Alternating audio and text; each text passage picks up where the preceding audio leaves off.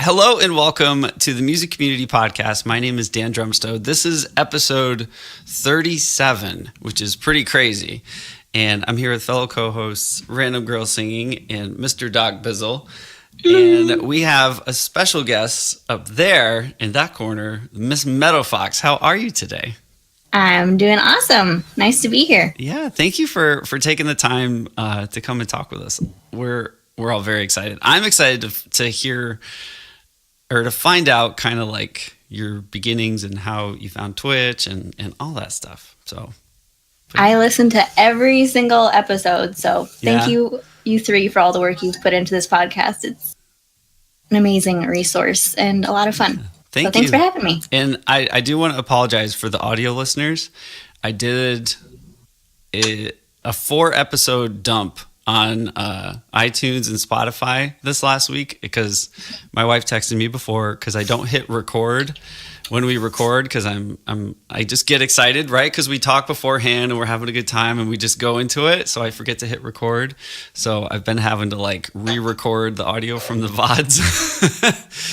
So I edit. We're all good. So this last week we had a lot of listens. So I really wanted to say sorry to everyone that maybe has felt neglected on the podcast front from the audio side. So thank you so much for listening, and we do really appreciate it. And I hope you enjoyed it. There were some really good talks, like going back and listening to the episodes and stuff.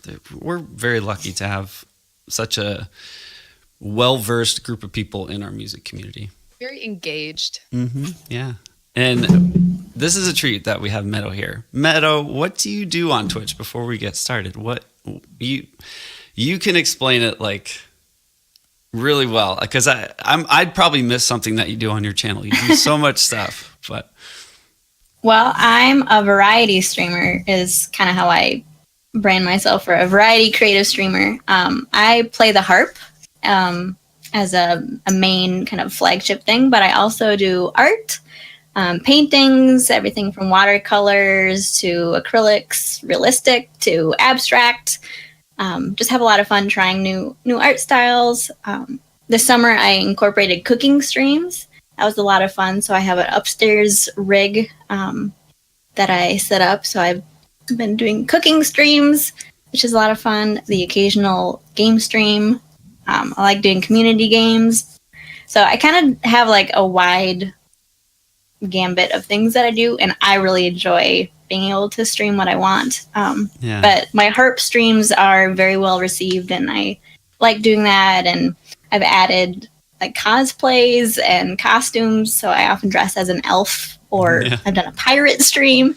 So I just kind of have fun with it and do whatever I'm feeling like. Yeah, it's a lot of fun. That's really cool. I feel like you are the first like really diverse variety streamer that we've had on the podcast. Looking back, like there are other people who've streamed other things, but you are doing a panel this year at TwitchCon on variety streaming, and you've always been a big proponent for, variety streaming is a sustainable audience to build. It's a slow and steady race. Do you want to talk about like your passion for variety streaming? Yeah.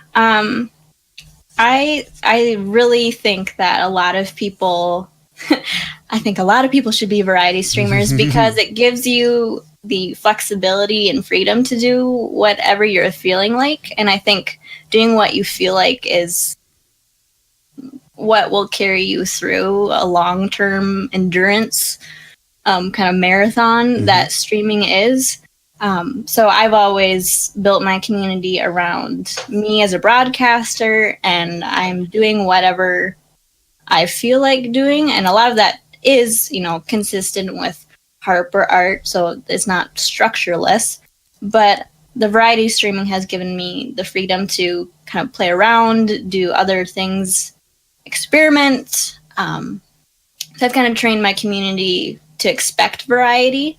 And then they're just kind of show up and hang out with what I'm doing, which is a lot of fun to have that freedom to do. Yeah, you hear a lot of you hear a lot of like gamers talk about or game streamers. They might get pretty popular on a certain game, and then maybe that game starts to sink down and they start another game and they're like, no one's watching me, you know, how do I diversify in that regards, you know, like get people used to seeing me play different things, like a variety game streamer, I guess.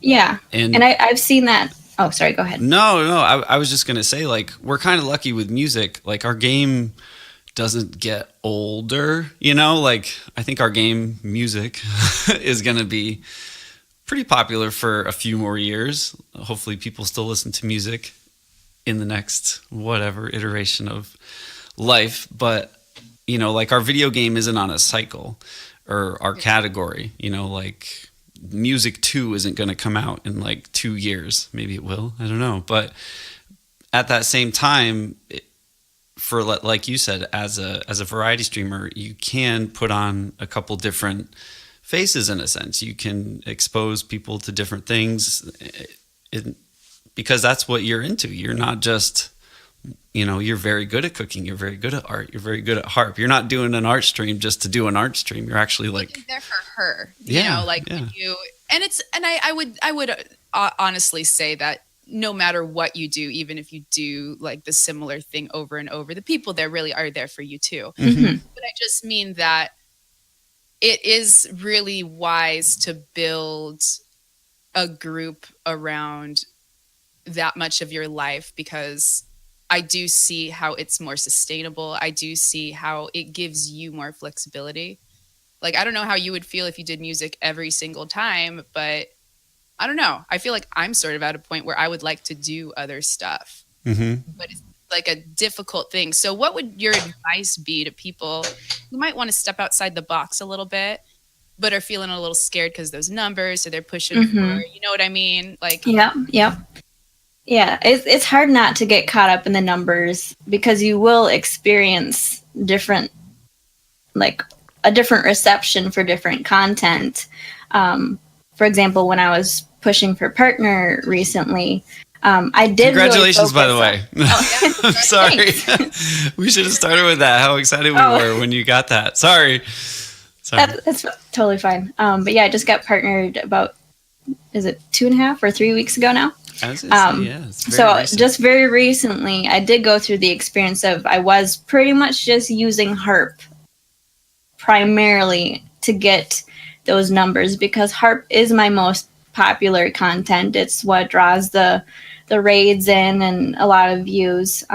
So I did use that to my advantage, but I found myself getting kind of tired of playing the harp. Not that I dislike the harp, not that I have a pretty wide song list, so I wasn't playing, you know, the same 10 songs over and over. Like, I've expanded, so I have variety, but I did really miss being able to do my art streams or do my cooking streams, or just, you know, do my chat and coffee streams.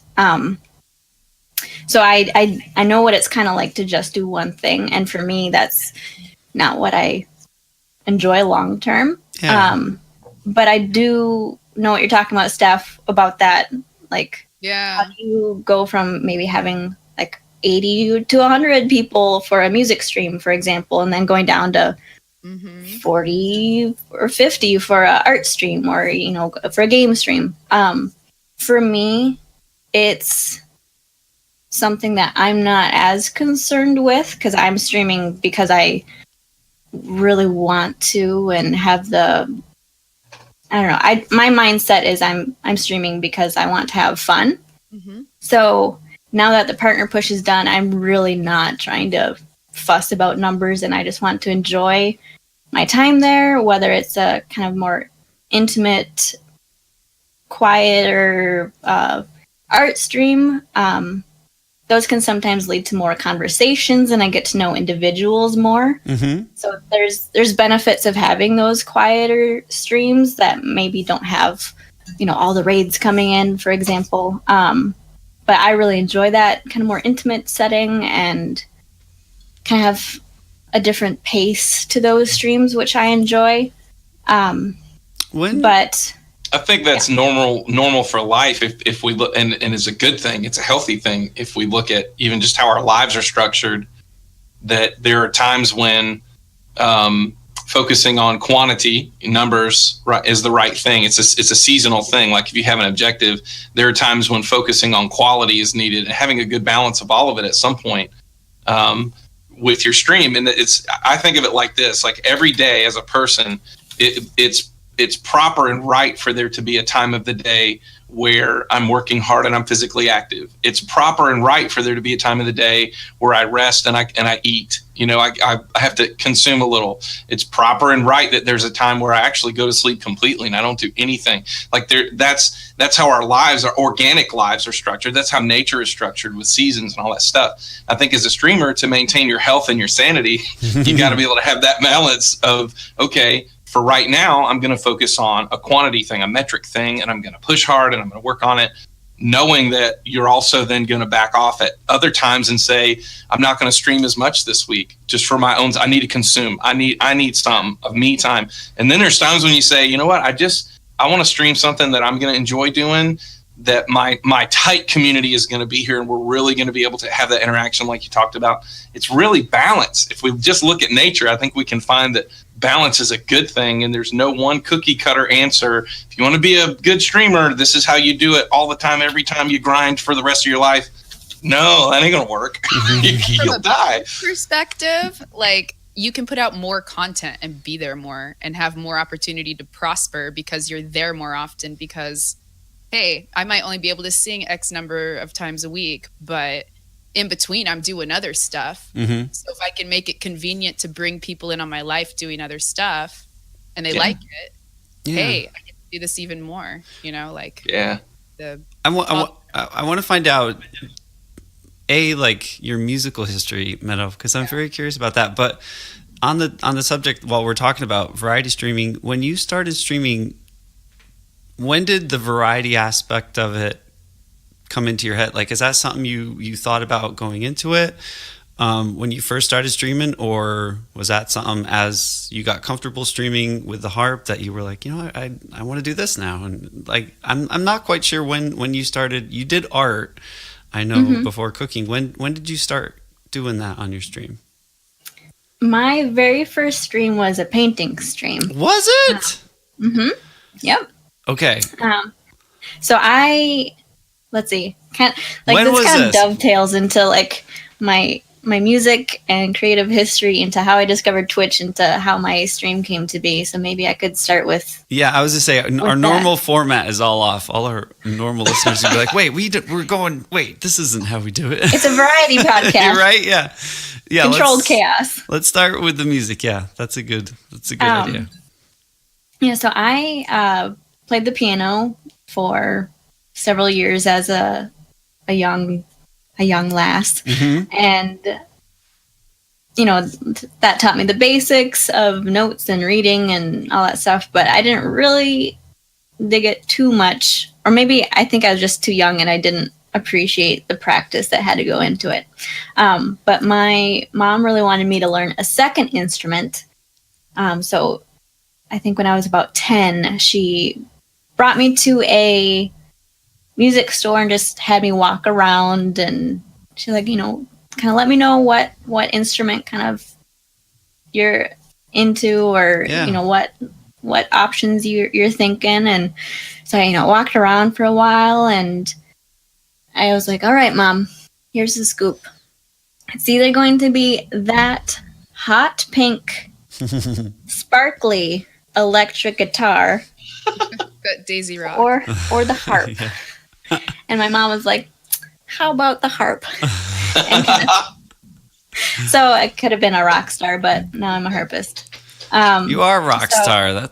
I think you should way still more get. rock star. She's in there. She's in there. Electric guitar.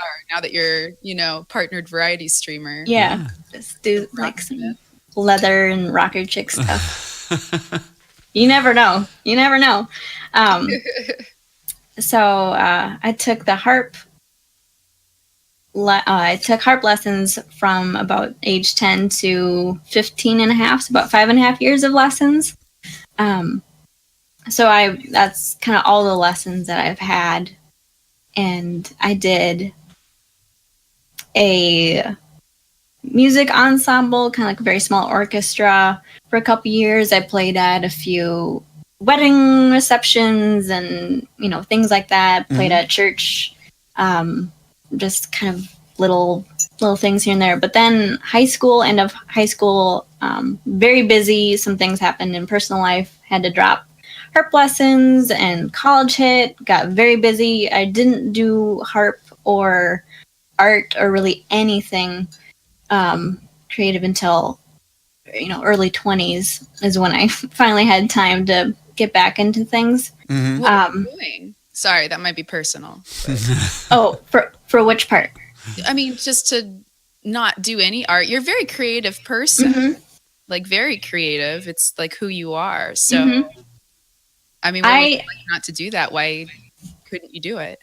I went hardcore into college studying art history with French and medieval studies, and I got that done in 2 years and 2 summer classes. Got a major and a double minor, and I got married while I was in college, and just got a job. And then I did start an Etsy shop a couple years after I got married, and that was a creative outlet. I started doing it's actually Christmas stockings made from upcycled sweaters.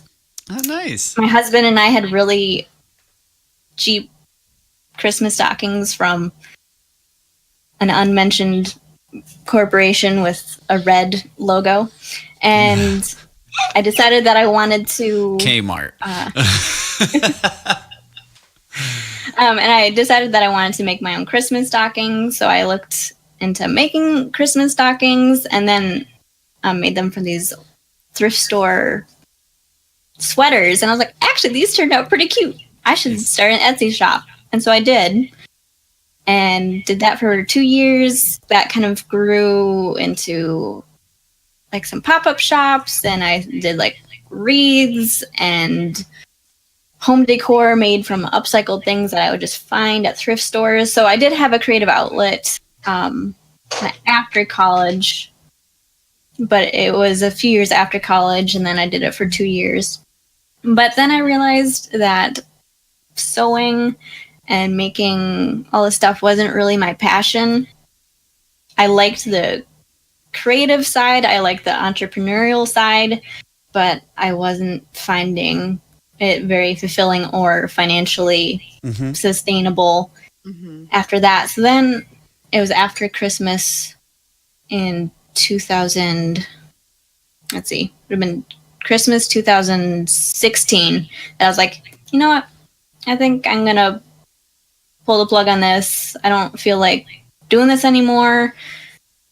It was just kind of a lot. Like I was doing that nearly every evening. I was pushing really hard. Were you still in school during the day too? Or at that point I was working full time. Okay. So I was working full time at a nonprofit job, and had an Etsy shop that I treated as a business from like day one. Like I got my tax ID before I made my first sale. Like I'm that goody two shoes of a person. Like I'm like, I want to do this right. No IRS on my tail.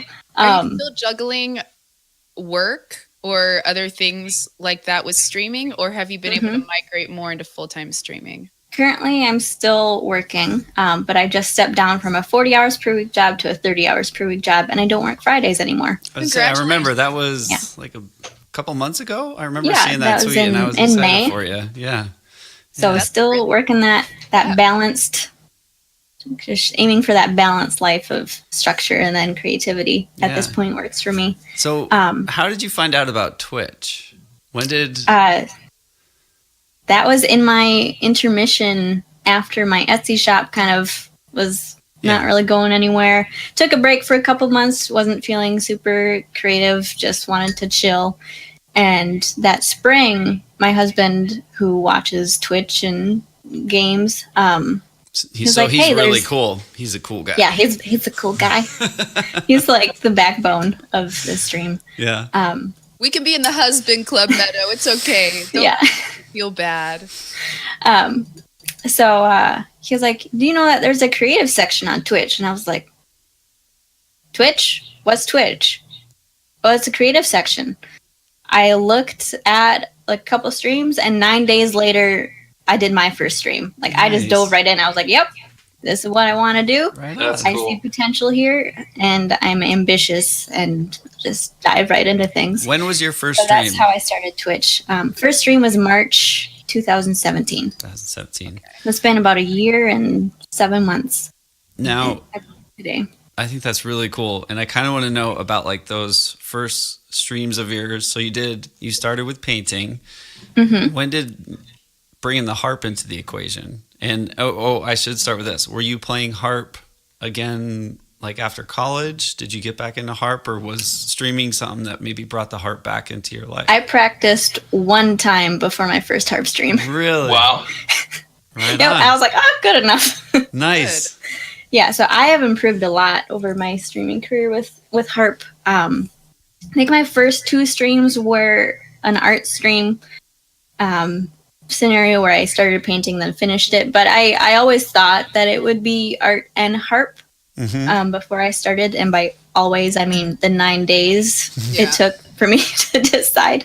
But what was intriguing about Twitch was that I like having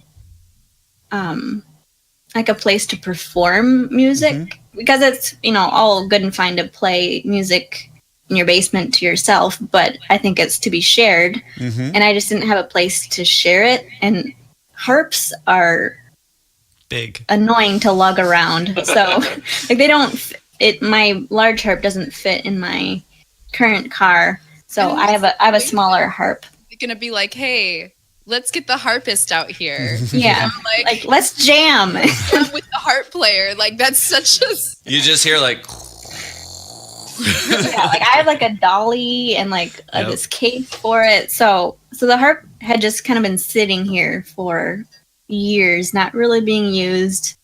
Would play it, a song or two every couple months if I was like, oh yeah, I should go play the harp. yeah. But when I learned about Twitch and Twitch music and Twitch creative, I was like, this is perfect. I can like have an audience, but I can also be in my PJs. Yeah.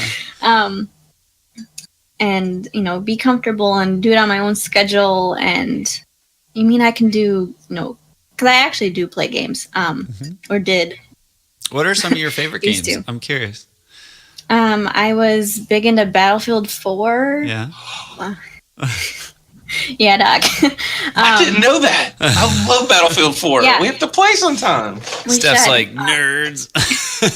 Let's see, Battlefield 4, Overwatch, Smite.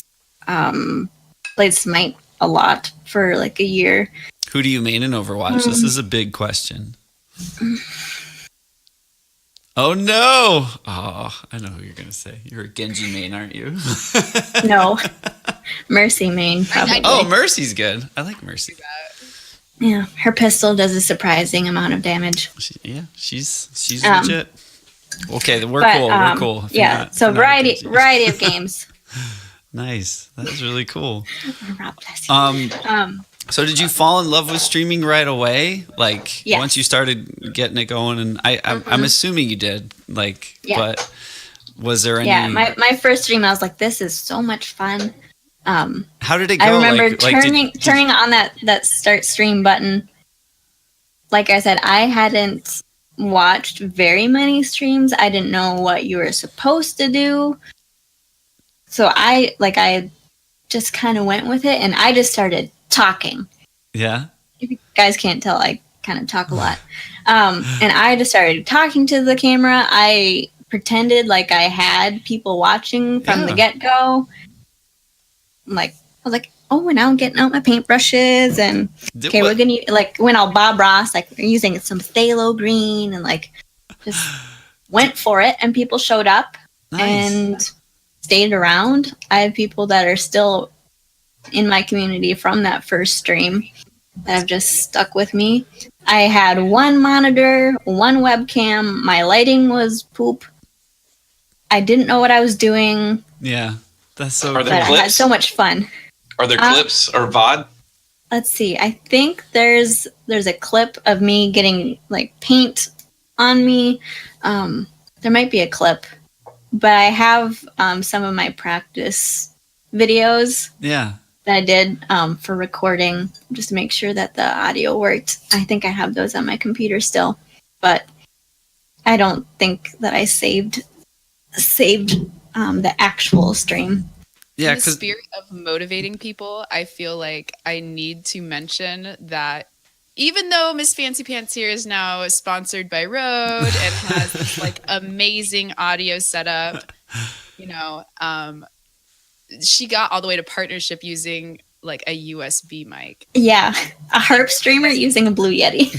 a Blue Yeti, which you know in the audio world, maybe not elsewhere on Twitch, but like to people who know audio gear and microphones, if you say you're using a Blue Yeti, everybody's like, yeah. You know what I mean? Like you need an XLR mic, like you know what I mean? Get something nicer than a Blue Yeti. But I mean, you made it work with harp streams and talking, and that. You know, you have to be very smart in hacking the things that you have, and I think that you did that.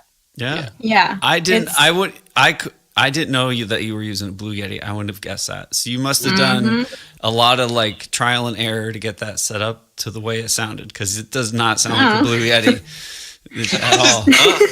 Like no, like you. So lives in a weird level of like this. You know what I mean? Like very weird frequencies, and then it's very weird. And it's a single. I mean, I'm just curious what pattern you use. Where'd you put it? Like because it sounded good. Like I'm still using it today because I just got the Rode sponsorship last night. The mics actually arrived, so I'll need this week to set it up. But I have the Yeti. It's if you're on the podcast, it's like or the audio podcast. It's about 1.5 feet away from me, so I use it for voice and my harp. Yeah, using a Blue Yeti for multi-purpose things and a harp is just.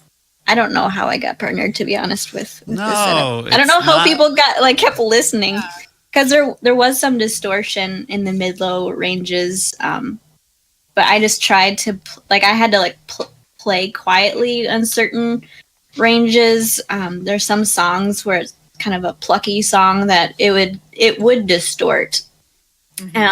So one of my little sneaky tricks is I put background ambiance music to kind of fudge it a little bit with little birds singing in the background, and since I dress like an elf, I just kind of went with it. But part of that was a little bit to mask some of the audio iffiness. I love these in the trench stories. Yeah. You know what I wouldn't have guessed that you were using that mic. Honestly, you did a very good job. Seriously. Yeah. Thanks. I feel like it's commendable and it's motivating because a lot of people sometimes, even before they turn on their first stream, think they have to spend a crazy amount of money or you go down that rabbit hole of gear research. And that can be just one of many things that prevents you from taking that first step to just push start stream. But if you could just work with what you have, get your feet wet and you know what I mean? You don't have to worry about all of that stuff. Content and your personality and how well you engage and all of that stuff really shines through, and being consistent and all of that kind of stuff. And Meadow, you've been really balanced and consistent, I think, through. Well, thanks. The first time that I ever saw you, Meadow, was at TwitchCon, and it was at Trevor's house. It was at that party. I didn't know who you were at the time. I didn't know who a lot of people were at that time. I didn't know you saw me. Well, because you were so focused on I'm like a creepy observer person. No, but you were working. There were people that I knew and a lot of people I didn't know that I met at that party or at TwitchCon. That's one of the things that just got me so excited about this community was meeting everybody there. But you came in.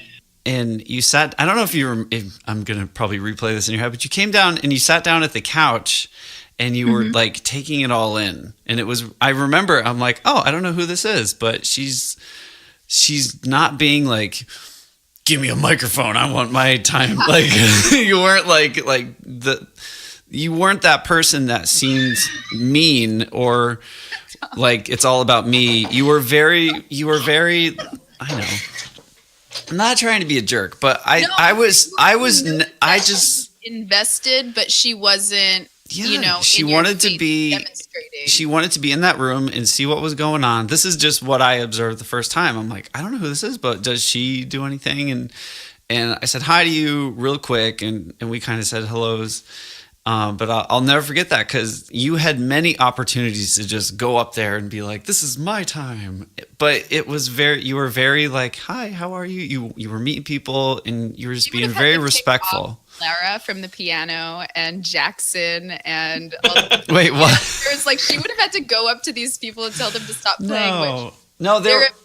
I would never want them to stop playing. There were many opportunities for a lot of different people to get up and play. It wasn't you know what I mean. But it was just I respected that about you, because there's two types of ways that I see people, and that the way that you came in and just my first impression of you, I was like, wow, she's really cool. She's wants to meet people. It was very authentic and very genuine, and I could tell you weren't thinking about you the whole time you were there. Does that make sense? Yeah, no, that makes sense. The being more invested in sharing the moment with yes, and how they're being perceived, or what they're gonna do. And I'm not saying other people weren't doing that at that party, because nobody was, but like the first, that's my first impression. A lot of you guys, that was my first impression for most of the people. Yeah, most of the people in this community, that was my first impression to them. And that's why I fell in love with it. I'm like, these people are really nice and really good-hearted, and they actually care about other people. A lot of people in that room cared about everyone else in that room more than probably themselves. It was really neat, because I saw it that night. If someone came in, they're like, here, you play, you take over the mic. And they're like, oh, wait, what? It wasn't, no one was fighting for time at a microphone. I feel like everyone was very, all right, here's your turn. Yeah. Oh, we want you to come up and do something. That's what was really neat about that night. But I don't know. And then after that, I checked out your stream, and I was like, wow, she's really nice. And she plays harp. I'm like, what? So it was really cool. And to see your stream change, like the visuals of it, like your room that you're in, it has like depth, and it feels almost like otherworldly, like the different lights and the colors, and, you got the easel, and you did the dance stream that one time, I remember, and I just remember like, wow, what doesn't she do? Like sing. Yeah, but you were really good at like so many different things, and I've always been impressed by not only the versatility of your streams, but you're actually really good at all those different things. It's not. Yeah. It's cool. So I wanted to compliment you. I'm trying to come off as like very impressed by what you do. 6 other episodes. She's used to the, Dan monologues where he talks about how much. Sorry. You do that a lot, Dan. I like all these people, and I want them to know that I think they're really good people. It's very encouraging. Very encouraging. Is there any way we could hear from Granny Fox today? Because Granny Fox is one of my favorite people that I ever met on your first time I came to your channel, MeadowFox. Very first time. I was just kind of watching, just like, hey, and you're like, hey. And then something happened, and you just kind of broke into Granny Fox for a few minutes, and I died. I was rolling, literally tears coming out the corners of my eyes, laughing so hard at your Granny Fox. Granny Fox, eh? Children, behave. Thank you so much for the kind words, Danny boy. Really blesses my heart. I love it. Yeah. But so you started in March, and then were you immediately like, I need to go to TwitchCon, or was that like a last minute thing, or?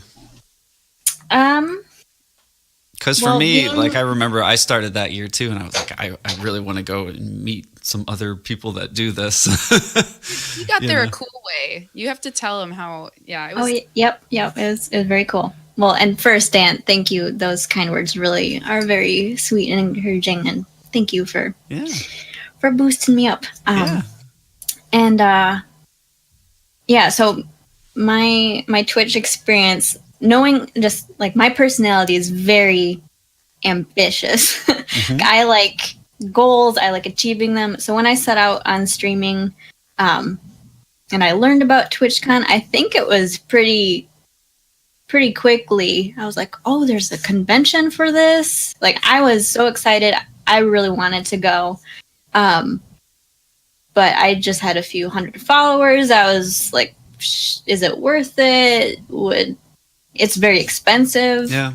How can, could I make this happen? And we kind of decided that probably for this first year, maybe to wait and, make sure that this was something that I liked. It wasn't a, flash in the pan, and maybe wait till I had more experience and knew the ropes a little bit more. So I was like, okay, I'm not going to go. And then it was in the end of summer, there was a Reddit posting from Teespring that they were doing a giveaway of a package of 3 whole trips to TwitchCon, including I don't know airfare. this story. Wow. Yeah.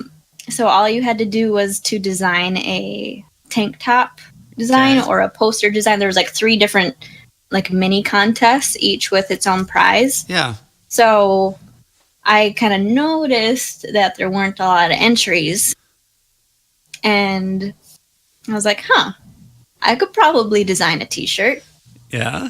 And so I did. I whipped out the graphic design pad that my husband has. He's a graphic designer, so he had that I just used, but I hadn't done graphic design before at all, really. Nice. And so I did it on stream. I was really frustrated with it because I'm very used to traditional art, and it wasn't behaving like traditional art. And I was like, so I need to put these on different layers. How do I get the layers? What file format do I save this in?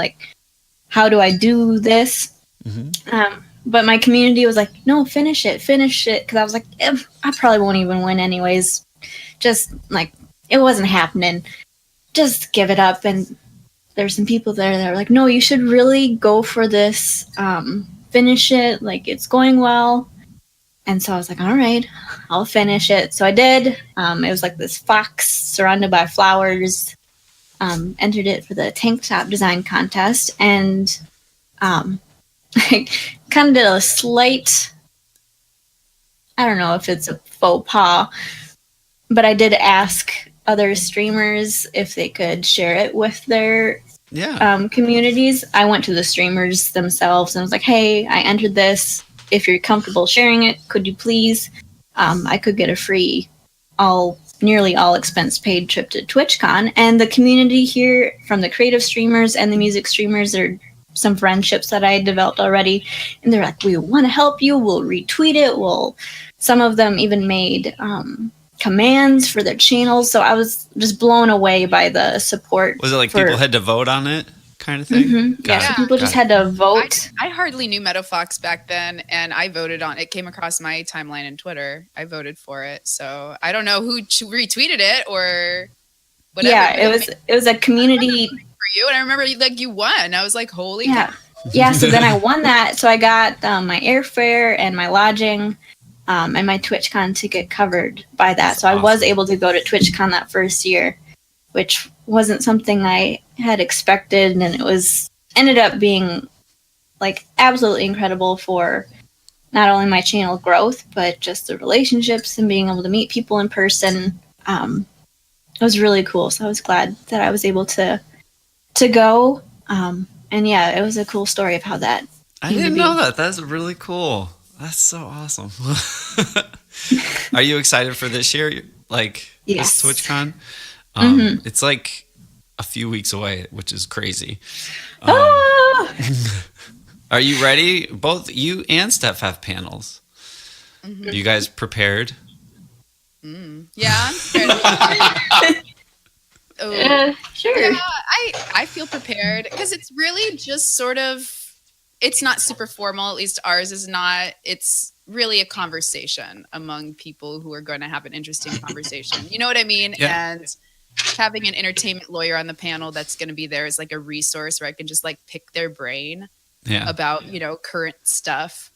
and how it impacts us, and just talk about the community as a whole, as like somebody who's been a bystander to it and been part of it too. You know, like it's just been neat to see it blow up like this. And like, I consider it a blow up, and it'll be neat to just talk about it. Yeah. Well, two things. Rouse is in chat. He's like, don't remind me. But Rouse, I'm gonna need a 101 foot red carpet at the beginning of TwitchCon that I need to walk into. Just, you can write this down. This is Dan's lane. Dan drums only, please. A red carpet. Yeah. 101 that you personally need to roll out. Yeah.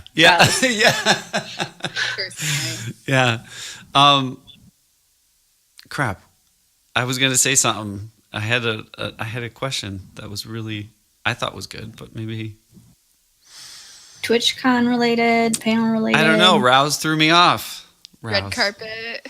No. Oh, I know what I want to talk about. Steph had mentioned before we went live, you know, like Meadow getting the road thing, and Doc got like some cool gear to check out, and Steph was like, this wasn't here, this didn't happen when this first started, like music on Twitch, and it is really cool to see companies and other people taking notice. Do you want to talk about that stuff at all? I don't know, I thought it was really cool to hear you talk about it. It's just, I feel like back in my day, you know, like it was still, the culture on Twitch was still so gaming centric that you couldn't do anything on creative without somebody coming and saying nice gameplay or making like terrible remarks at you. You know what I mean? Yeah. So it was like these communities were slow growing in many ways, and you had to weed through a lot of stuff to gain momentum in the community as a whole. And now it's a place where I feel as though is getting a lot of recognition as being a large platform, but also being this type of content on a large platform, to the point where these legitimate brands, you know, are sending people things. Mm-hmm. And they wouldn't be doing that if they didn't think that you were helping them. Right. You know what I mean? Being willing to sort of endorse you or all of that kind of stuff. It's just that's a lot of progress, I think, in almost 3 years. I just think that's a lot to see happen. And I'm really excited to see what happens over the next like 5 years. Yeah. I can't even imagine. I'm excited to hear that harp now, because you said you got a stereo pair, right, too? Mm-hmm. Okay. Ooh. Yep, some NT5s. It's going to sound juicy. It's going to sound so good. Juicy. Are you going to run it through a DAW? Do you use like digital audio software or anything like that yet, Meadow? Or Not yet. Right now, I just plug in my USB mic, and that's about it. Add some reverb and OBS. That's literally all. Cool. So I'm so much a noob when it comes to audio stuff. So I think my experience, if anyone is interested in learning about audio, the audio world, come to my stream and you will learn along with me, because I have no idea what I'm doing. I love that about Twitch. I love that you can literally, I mean, I've done this about a lot of stuff too. It's like how you're talking, like, how do I do this? You end up Googling stuff, or sometimes people in the chat will know more than you and will point you in the right direction or whatever. Like, I love Twitch as a learning environment. I absolutely love it. It's really cool, especially in music production and people learning new instruments and things like that. It is really like very interesting, kind of nurturing place for that. Yeah, I've had so much help. I've been asking people and they've been very patient. Like, it's stereo versus mono. What chord do I need for this? What's the difference between an interface and a mixer? All this stuff I'm learning as I go. So I think the next couple weeks, will be an interesting experiment. It'll be fun. Click actually just said something that echoes what I was about to mention as well. Is the good news is you don't have to go from the simple setup to the super complex thing. There are steps along the way, like as you're growing and as you're wanting to add new stuff. And he mentioned you may be shooting for a mixer with effects on it instead of like a full digital audio workstation. I would probably agree, because it'll it'll make sense to you still from what you've been Yes. doing with the Yeti, but give you the extra channels for more mics, basically. Yeah, You and know, it'll get so. you off the ground like less expensive and quicker. Because Yeah. like Mhm. I did that, but now I'm falling into the rabbit hole of like doing a little more intense setup. Okay, Mama's got some plans here, and they're not. I'm sorry, that was probably my fault. But hey, it's not, dude. It's okay. It's just one of those things where you can't just go buy it tomorrow. Yeah. You know what Yeah. I mean? It's one of those things where this is going to take a lot of thinking and research. And, Well, a lot of time too, Meadow, when you start hooking these microphones up and doing stuff from someone who has never done it before, you're gonna notice a big difference in just your ears. You're gonna go, oh my gosh. Yeah. And part of that is learning, you know, you started on that one mic. It's like learning on an instrument that's not the best, right? I remember these two kids that I like at the music school that I taught at. There were two boys. Their dad came in. They had a custom Paul Reed Smith 24 for their first guitar ever. And Oh I'm my like, God. I hate you kids. Like you don't even know how good that is, right? But you know, if you started on like $100 guitar, or even, you know, like a really used drum set or something, or just a terrible piano that had terrible action and was never in tune, when you get a better instrument, it's like you really appreciate, like, oh my gosh, this is crazy. You're gonna I'm excited to hear in like a couple weeks, because you'll experiment, you'll try different stuff, but it's gonna be really Yeah, neat, I feel like you know? I've just gotten used to how it sounds, and Yeah. I'm like, oh yeah, it sounds pretty good. And I'm not super picky even when it comes to audio stuff, but I think it's just because I don't know what it should or it could sound like with the Yeah. proper adjustments or proper equipment. So I think I'll be really surprised with, I'm like, Oh, whoa, yeah.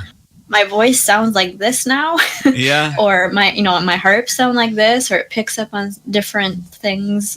Don't stream hungry, because it'll pick up your tummy growling. Yep. I'm Yeah. bad and I stream hungry like all the time. through, like, you know, when I monitor myself when I'm streaming, and it came through my headphones, and it was like, I thought I heard a man's voice. And it took me a second to realize that was not a man's voice.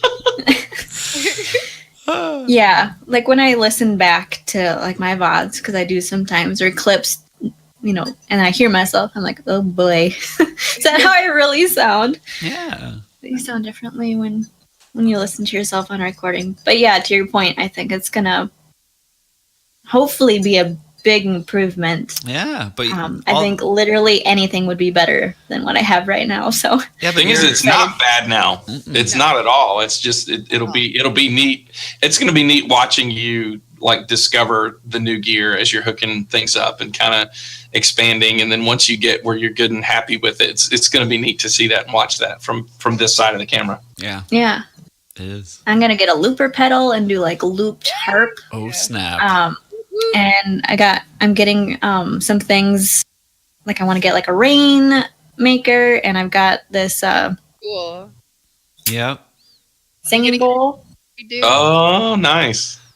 So I'm gonna do like super relaxing Zen music. Zen type music, not to replace my song request streams or anything, but I want to do some like targeted, like help with anxiety or help with sleep, and do like some more like minimal talking or very quiet, not necessarily going full like ASMR, but like really quiet, calming things. And I think the new mics will make that sound like Definitely. That really is nice. That's really cool. a friend of mine wanted to do something similar, like was talking about meditations, like things like of that nature, Yeah. mindfulness stuff. It's That's a really big interesting market how these right new now. categories are opening up the door for that, sorting it, which is one thing I wanted to ask you guys about, especially you, Meadow, because you've probably been in a few of them already. But how is the new categories sorting system? For those of you who you guys probably all know who listen to this, but Twitch up until recently, most of the non-gaming content has been among just a couple categories, most creative, IRL, and then music was in music or either of those categories. And there was also a talk shows and a social eating. But IRL was the big one that's now been sort of like sorted out into It's still there though. It's still there, but I don't think anything. Yeah, it's still at 0. Yeah. I don't think it's active. But are you guys finding new people being brought in from this? Are you finding that it's actually a good thing? What is your experience with it so far? You can go first, Meadow, or Doc. Yeah, go ahead, Meadow. No, go for it, Doc. I've noticed from watching over the last week and a half, I think is when they kicked it off. Mm-hmm. And I've noticed from watching on my sidebar, where just people that I follow, right?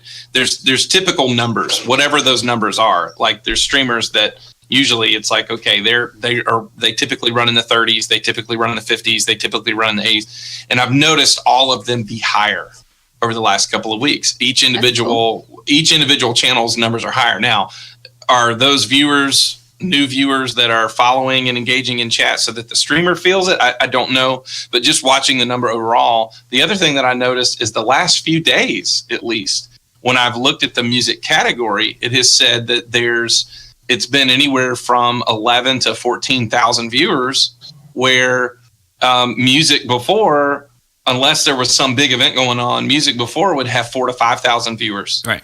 So the total viewership I've noticed has gone up. As far as for my stream, I haven't necessarily had anybody new come to my own stream and say, "Hey, I found you through this, new category and blah blah blah." Like there hasn't been a direct thing like that for me personally, but I have watched those numbers go a lot higher than they used to be. So I don't know. That's what I've seen.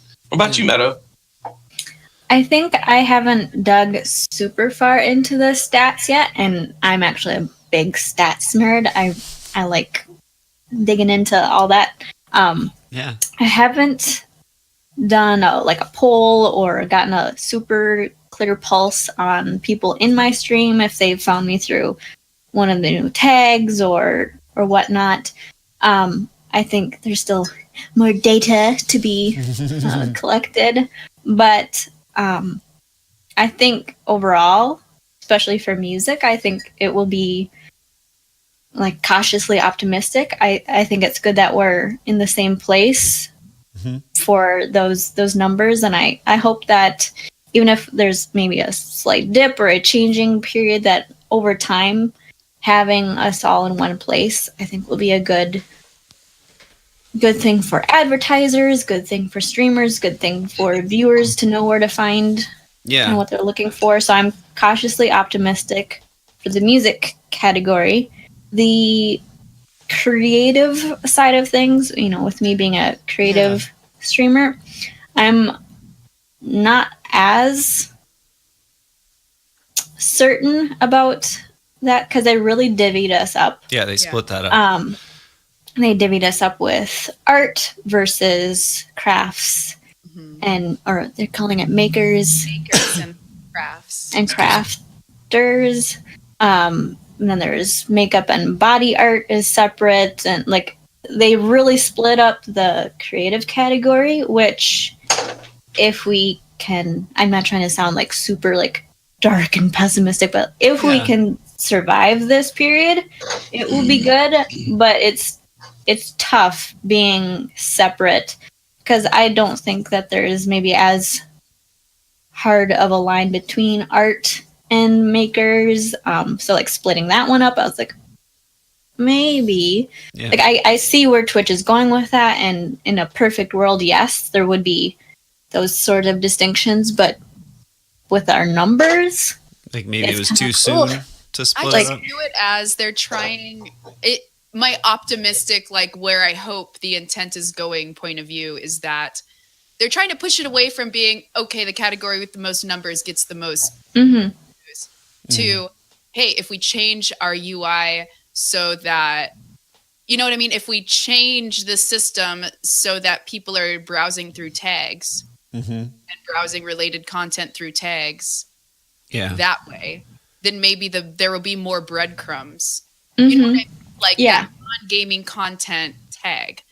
If you know what I mean? I just kind of feel if they can survive it and if it grows and takes off, which would be, hopefully that's what will happen. Yeah. In any case, I really like it as a viewer. The secondary tags too are really crucial in my opinion to to new viewers finding you? Like, obviously, if you're in music, of course, doing music performance, if that's what you're doing, that's like a primary tag that you would use. But the secondary ones, like there used to be communities, right? There's positivity community was huge. Well, there's tags for like, if you're family friendly, you know what?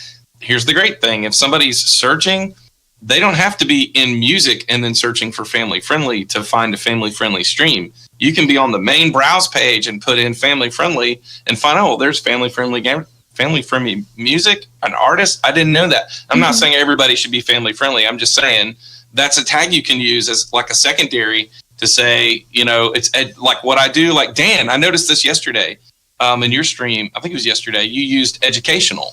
I always do. And I was like, I love that. And I was like, that's perfect for Dan because he's very educational. He doesn't just play drums. He'll break it down for you, Yeah. And that's brilliant. You should end up having new people find you that are just looking to learn something and go, oh, this guy's talking about drums. Well, that's what I was going to say is like that. As soon as the tag system rolled out, I've always kind of been like that. Like I taught for, 15 years. Like I love teaching, and that's one of the biggest things I loved about Twitch is if someone comes in and says like, oh, how do you use that microphone, or why do you use this drum head or whatever? Like I'll go on, like chat knows, I'll just go on for like a half an hour. I'm like, sorry, we're not playing songs. But like, yesterday when you were there, we did like that timing exercise. And like, I was going to say, I've gotten a lot of new faces and a lot of new names are popping up within the last week and a half. And they're people that aren't just like, hey, can you like play really fast? Like they actually come in with really good questions. This is promising about drumming and about music, and it's just every now and then some of my regulars that I know are musicians always come in and ask great questions. But these are people that I've never seen before. It's their first time to stream. They're very nice. They come in, they're like, "Hey, what's going on?" And hey, they're like, "Nice kit." It's like, "Yeah, thanks." And then they ask a really good question, and come, I'm like, you got to be a musician or a drummer. Like, it's nice to be here. This is really cool. And it has been since the tag thing rolled out and the educational thing. And the tags change depending on what you select though, right? Mm-hmm. Like there's music and performance. If I do musical performance as my first tag, educational and like the AMA thing, and I'm trying to think. Some of those tags don't show up until you select other tags. So interesting. Yeah, you can search for all of them. What it does is it recommends a handful of them to you to begin with to make it easy for you. Wonderful. I stinking love this. It's like what they were hoping to do. What they were hoping that the Twitch community would sort out with communities. I think they hoped it would be like user policed, user managed. Yeah, and people would actually rely on communities to cross pollinate suggested content.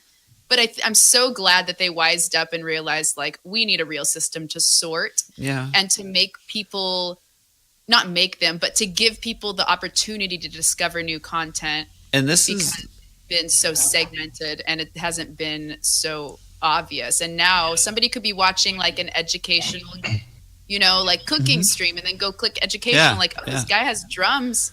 That's just, those are breadcrumbs. Those are like trails that weren't there before. It's really And these tags that we have now, it's just kind of, they could have easily said like, here's 1,000 tags for you guys to have. But I know that they're feeling it out and they will introduce more to even fine tune it more towards certain streams. I know that's going to happen in the future, but I'm sure this rollout is, they don't want to like be inundated with all this information the first couple weeks. So I think over the next couple months, we're going to see the tags change. I think maybe they're setting it up so they can kind of turn some dials or add or take away some things that aren't working a little easier than before. That's what it feels like to me right now. This system feels very changeable on their end if they have to, this tag isn't working good. Let's take it out and let's reword it or something. It feels like they're setting it up to be like the directory is just this massive thing now than just like, okay, this. It now feels like Doc said, you type in a tag or you search a tag, you're going to get all kinds of different things, and it's breadcrumbs. Yeah, but no matter what category you went to begin with. Yeah. So I would definitely recommend if you are a creative streamer that has felt the pinch from getting split out into so many different categories, definitely look through that whole tag list, not just the recommended ones. Because if they're obviously the goal is not just to have as many tags as possible on your stream, that'd be spammy.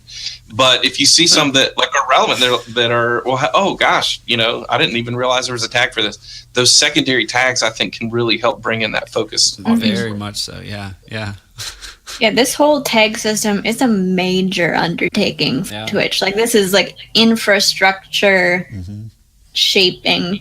So just be patient with Twitch as they work through this, because this is like, it might seem like, oh, they just add tags. Like, it's just a drop down selection. This is like big.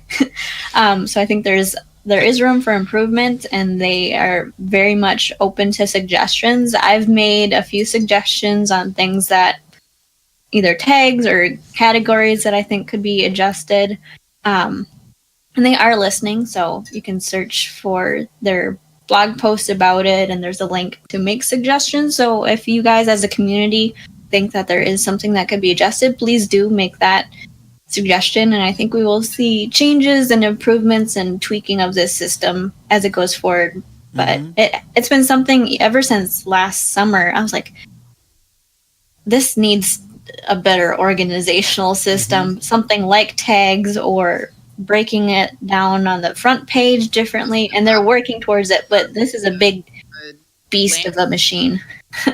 So I'm at it in creative, and then everybody got so mad when they took it away. And then they gave everybody communities because they wanted to give like everybody on Twitch categorization, but it just didn't work that way. Like, it was too much and it wasn't intuitive. I definitely feel like this is what we've been wanting, like you said, Meadow, for like the last year. At least on this podcast, we've talked about it a lot, and I feel like it is that step in that direction that it is going to help in the long run. People find us that maybe are looking. That's the point of it, right? Is if people are looking, this is how they're going to find us.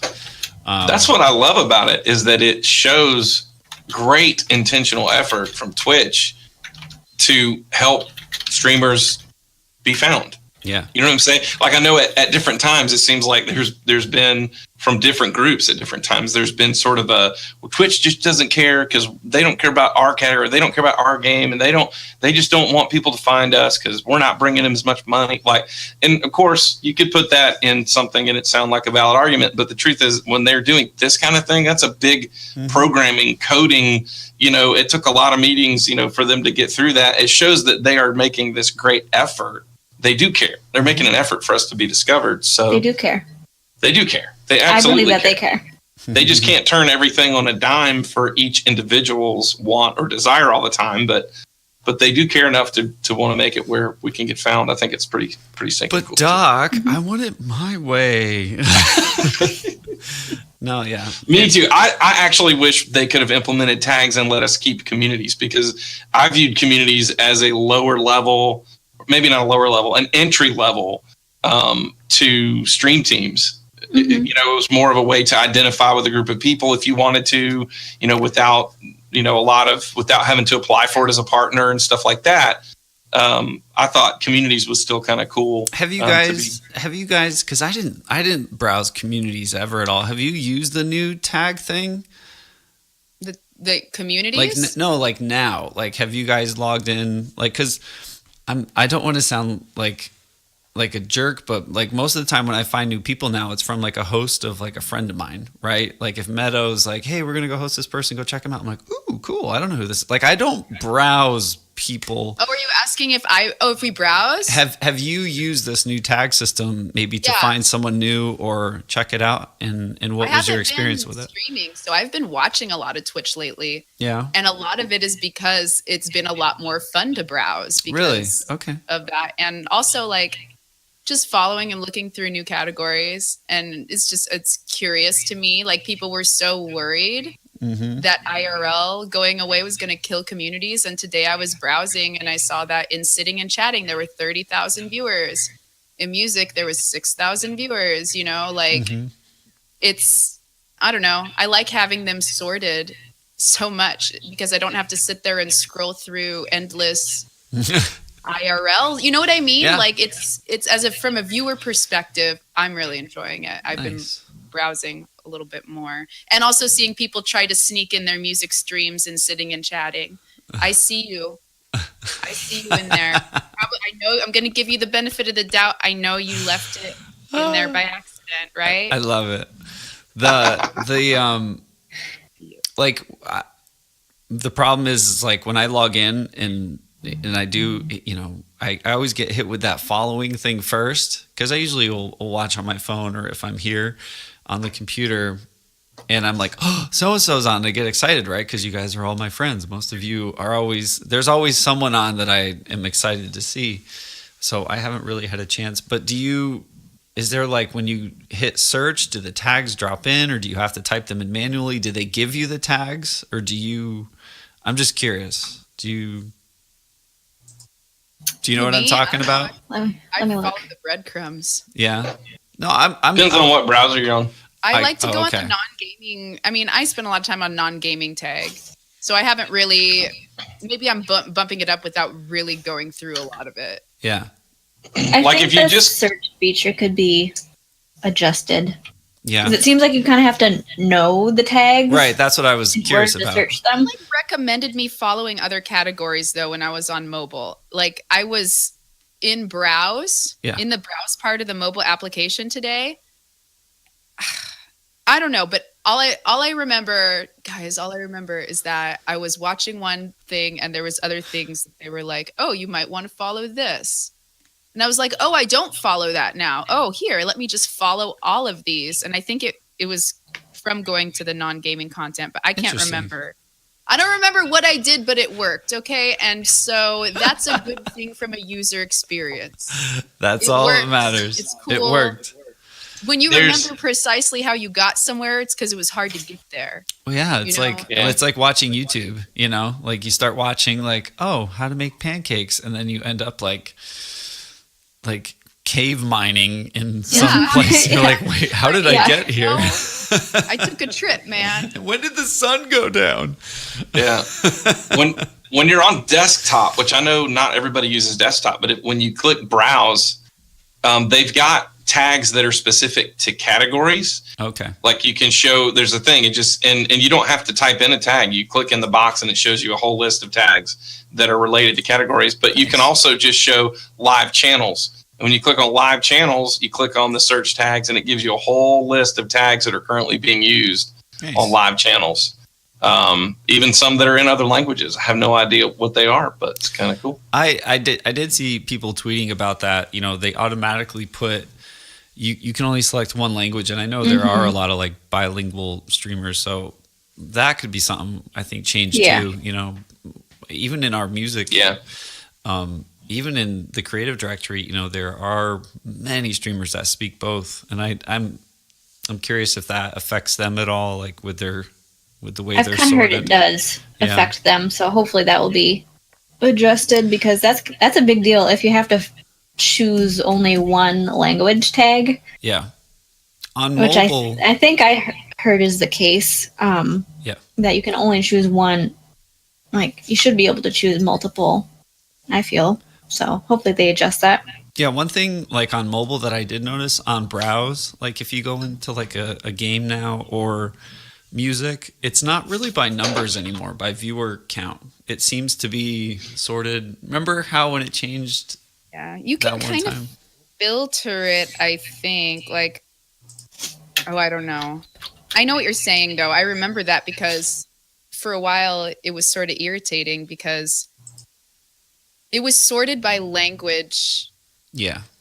And so, like, even though music really would have been number 12, because there's a lot of different languages within the music category, it dropped it so like down to number 40 in the directory because other English games with English as set as their language populated higher than that. So I don't remember if they resolved that or not, but that was an issue. The language relevancy. I'm very excited for like the keynote this year at TwitchCon. I don't know if they're gonna talk about this at all, but maybe they will, or like their vision for the next year, and where they see the company or Twitch and what they're going to be or what they hope to do. Because I think like right now we're thinking about it like, okay, this is how it's affecting us now. But like we talked before, I think it's setting up a way to bring in such a more diverse group of streamers. So I'm excited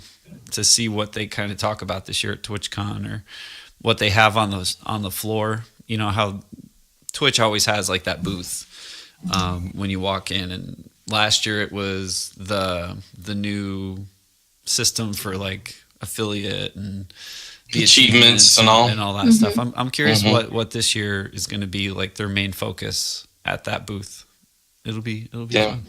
Meadow, I feel like what are you doing on Twitch. Sorry, go ahead. But I was curious if this year you're going to be busier than last. You know, like, do you have a lot of things planned now? I know you have the one panel, but you going to be busy or observing this year? I think busy this year. So grab me if you see me and say hi, because I'll be running around. But hopefully I'll be carving out time to, just hang out too. But I'm going there with a purpose this year, and I have some plans and things I for sure want to do. I think I want to attend more panels this year.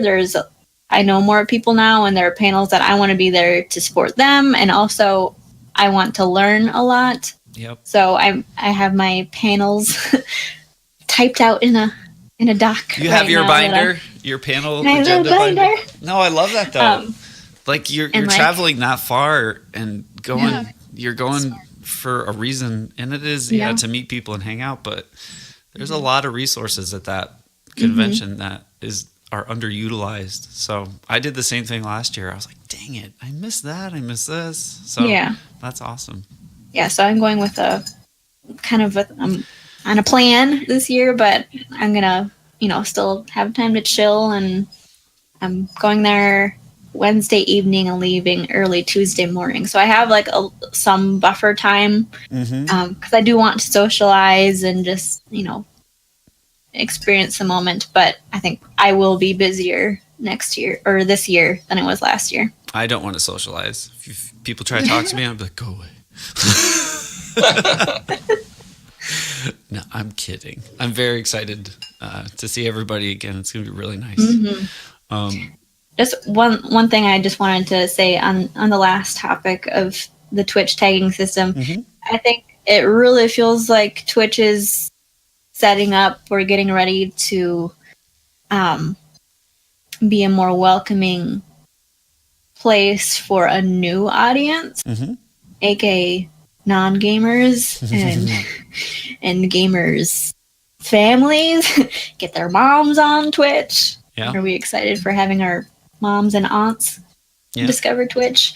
Which I think some people are like, no, it's my gaming site. But I'm excited because I think the more people we can bring to the platform, the more it will benefit us all, whether they're there for games or creative content or science technology or backpacking, like whatever it is. I think the more people we can welcome into the platform, the better for us all. Can I tell you a cool story?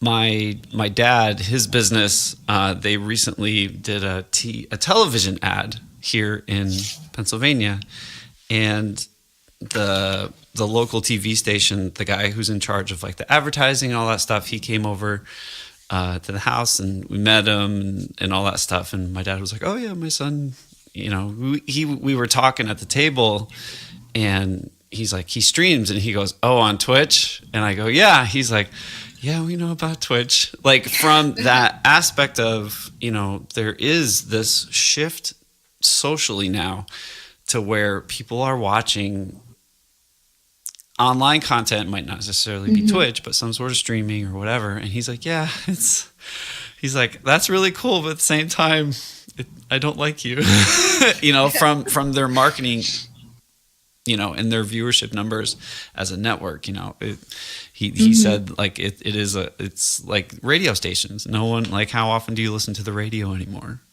I listen to the Twitch Music Community podcast. There you go. Yeah, I listen to podcasts too in the car. No, like legit. No, thank you. But it's like, okay, this is really off topic, but we're talking about Twitch shifting and all these kind of changes and stuff. Mm-hmm. Did you see that Amazon acquired the rights to Thursday Night Football? And there's like a bunch of, even some people are being paid to basically sit there and stream themselves watching NFL. Yeah. What is this? Yeah, it's changing. This And they is bought Whole nuts, Foods too. guys. Amazon. The NFL has had a hard time over We're the last replacing couple of years. right now. Yeah, no, seriously. This is it's gonna change over the next 5-10 years. I think. Yeah, it's going to be We're a very still different on the place. early side, you guys. Nuts. We're like, I'm excited. I feel like we're still on the early wave of this online entertainment live community that's here. I think there'll be, there's other platforms that are also going to try, whether, Twitch is the end one. I don't know, but right now it's the best one, I think. And so I'm always happy when I see like big changes, like, oh, they have football now. I personally don't care about football, Yeah. It was but I'm excited. Even as a harp streamer or an art streamer, I'm like, yes, we have NFL because I know that's more people, and they might trickle down, and maybe they'll like harp, maybe not, but you never know. So I think it's really cool. Yeah, These Chico big just changes. put in chat. They even have emotes. Why did I say emote? I said that weird. Sorry. They have emotes for Game of the Week now on Twitch. There's a oh Colts yeah, that's crazy. and a Patriots. That's crazy. Whoa. Cool. Whoa.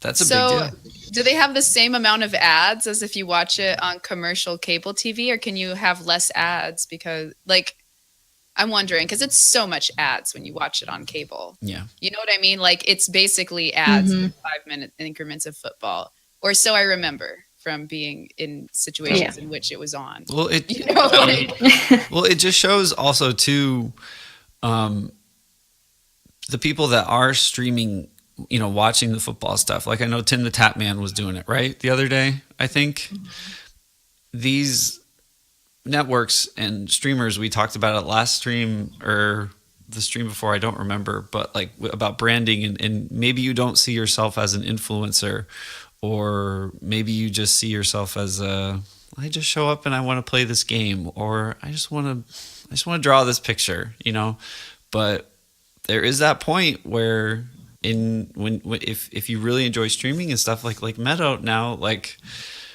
people recognized what she does to the level that they're like, hey, can you try our microphones and tell people about them? That's a big thing, right? Like imagine if a couple years ago, this is just for me, right? If I was just a musician playing in bands and stuff, if I got a sponsorship from a company, that's a big deal back in the day. It might not, I don't know. I think that's really cool that these companies and huge networks and all this stuff are seeing us as a voice, just like a television show, or I don't know. It's really I think neat. Bill Mack did right on. He said the pioneers for this content were the Wayne's World folks. Twitch is the next step in that evolution. Yeah. And the pessimist in me is like, yeah, then there'll be real legitimate channels on Twitch. You know what I mean? And like, it won't be the same anymore, but I hope that there's room for all kinds of content. But I watch a lot of the music directories, so like in Destiny, like I'm very boring, I guess, when it comes to like who I watch on Twitch. I have like certain people that I really like to watch, but if Meadow was talking about like harps and stuff, I would trust her 1,000%. You know what I mean? I wouldn't be like, she probably doesn't know what she's talking about. Or like if Trevor's going on about, okay, so you want to use this chord here, it complements this melody. I'm like, yeah, he's right. Like this guy knows what he's talking about. We have this knowledge and these people that we can watch daily that know what they're talking about and are respectable in a sense of their craft and what they're doing. I think it's really cool. I don't know. Yeah. It's exciting. So how many, let's take some bets. How many months do you think, and that could be in year increments, 12 months, 24 months. How many months do you think before we see the rebrand that once they establish this, if they really are wanting to open to a whole new market, Twitch makes no sense to people, right? Unless you're a gamer. That name makes no sense. Amazon does. Will they just go to Amazon TV, or they really can't do that because they've already got video stuff on Amazon? How long do you think before we see, or do you think we'll see a rebrand? It's a catchy name. What do you think? It'll stay Twitch. I don't think they'll rebrand it. I think it would be acknowledged more by Amazon. When that happens, when Amazon says this is one of our biggest assets as a corporation, I think that's when it's going to be taken very seriously. When Amazon, it's not that they don't now, but what's that? Did you guys see that? They changed their Twitter description. Even up until I think a month or a little, I don't know, we have one of their social media people in the chat, but it used to just say the world's largest online gaming community. Yeah. Now it says the world's largest online, I think it says social video service. Oh, I've been watching that bio, waiting for it to change. I must have missed that. Girl, like, I love Meadow's face right now for the audio listeners. She's like, them to finally be like, hey, we're not just for games anymore, guys. I agree. It's a huge deal. I completely agree. This is just, and this isn't a negative opinion or negative thought, but I honestly, from a branding marketing perspective, think, and I'm not saying I think it would be 6 months from now. I'm saying if they want to replace modern, like regular conventional TV, right? Netflix makes sense. Hulu has never made sense to me. So we could stay Twitch for all I know. Netflix makes sense. Like there's these channels that are replacing cable, they're replacing TV. I don't know. Part of me really thinks heavily that even if it's 18 months, 24 months from now, I think we may see a rebrand. I think we'll see them establish it. Amazon's proving that they can take Twitch and do something with it and branch it out outside of gaming.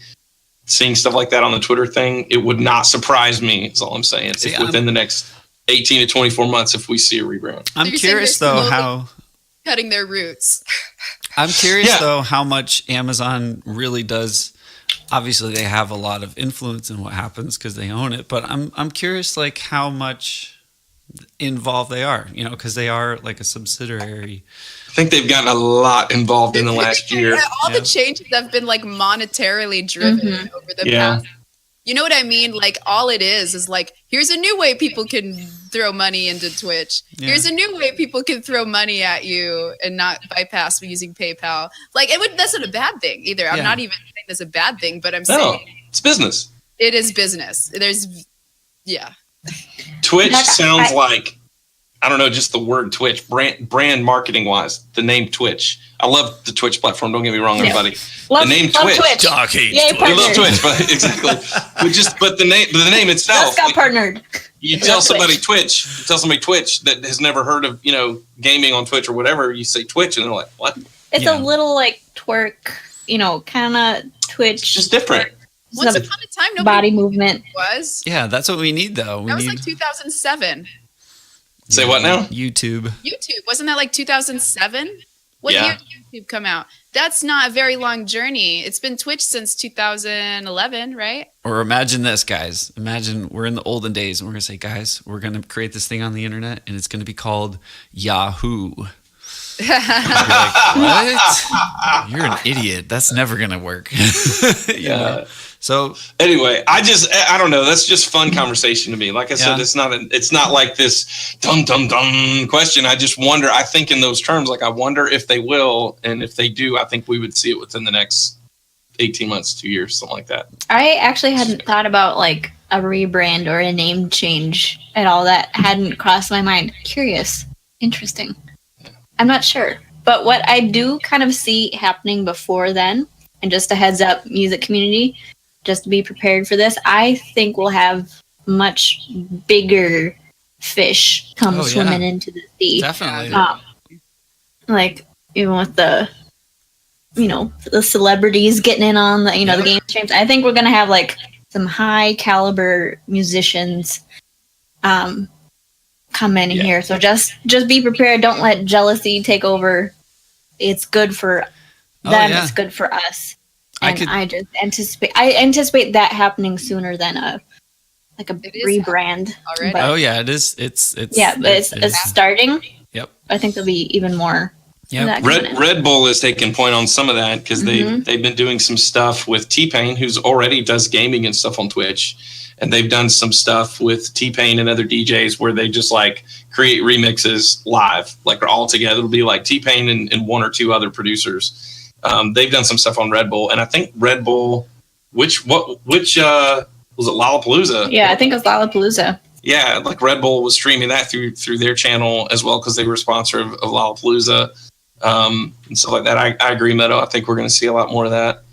I think a lot more of that. I think eventually, like talk shows and certain things that are maybe on like a big network thing, or I don't know, a future Dan thought is, these companies buy other companies, right? These networks are owned by big companies that get bought out by like Disney owns ABC and stuff. What if Twitch bought NBC?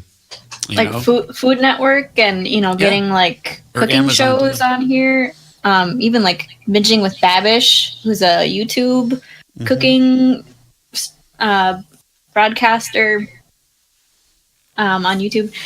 He does like the occasional Twitch live stream, and his content is excellent. I watch his stuff on YouTube, but like I think there'll be more kind of sharing of platforms in the next year and a half, and people will be experimenting, maybe not doing all of their content. Like a chef might not do all of their content on Twitch, but I think we'll see like, hey, that's, Chef Alex Cornicelli from the Food Network. She's doing a live stream, or like we'll have more people kind of using this concept of live streaming. Well, Conan on Twitch, because their Facebook now has live streaming, and there's a lot more already larger, databases of users. That's more kind of like, I don't know, more popular social media sites. But I completely agree.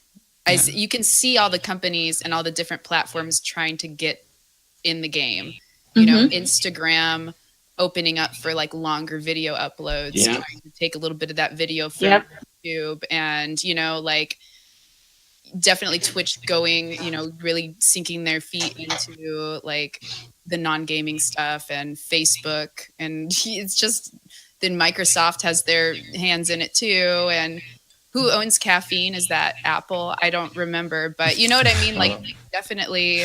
Oh, like the company caffeine, not actual caffeine. Yeah, Coco Louder. She left Twitch. I loved her streams. Yeah. She did like mental health kind of streams. Awesome streamer, but she went over to caffeine with like an exclusive kind of deal, and you can see these companies bringing people over to Facebook, bringing people, like it's interesting to see it. And I'm all for different, like find what works for you. For me, Twitch is that place where I'm going to sink my teeth into, but it's when streamers or broadcasters do try different platforms, like there's a lot of benefits to diversity. And I think the more we can encourage each other and boost each other up in however we decide to go. Yeah.